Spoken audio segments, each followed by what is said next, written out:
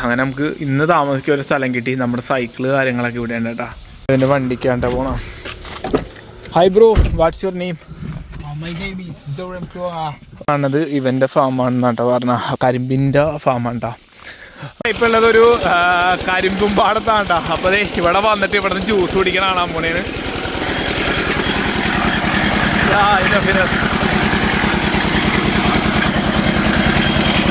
ഫ്രഷായിട്ടടിക്കേട്ടാ, കുറേ പോകുന്നുണ്ട് താഴത്ത്.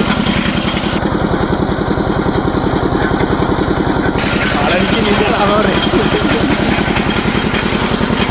ഫ്രഷ് സാധനം കേട്ടോ. നമ്മൾ ജ്യൂസ് കുടിച്ചേനി. അപ്പോൾ എനിക്ക് ആള് ഇത് വലുതൊരെണ്ണം എടുത്ത് തന്നിട്ടാ കഴിക്കാൻ വേണ്ടി. ഇത് കൊണ്ടുപോയിക്കോളാനാ പറഞ്ഞത്. ഞാൻ പറഞ്ഞു ഞാൻ ഇത്രയൊന്നും കഴിക്കൂല, ചെറിയൊരു പീസ് കട്ട് ചെയ്തെടുത്തിട്ടാ, കാരണം നമുക്ക് ഇത്രയും മതി. Hi bro, what's your name? ചാവ. Okay, thank you bro. അതെനിക്ക് മാഗിയും അരിയും കൊണ്ടുവന്ന് വന്നേക്കണേട്ടാ. ഇന്ന് ഭക്ഷണവും കാര്യങ്ങളൊക്കെ ഇവർ പാക്ക് ചെയ്ത് തന്നെ കേട്ടാ.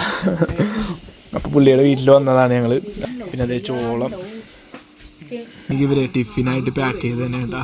ഇവരെന്തോരം സാധനങ്ങളാന്ന് പറഞ്ഞാ.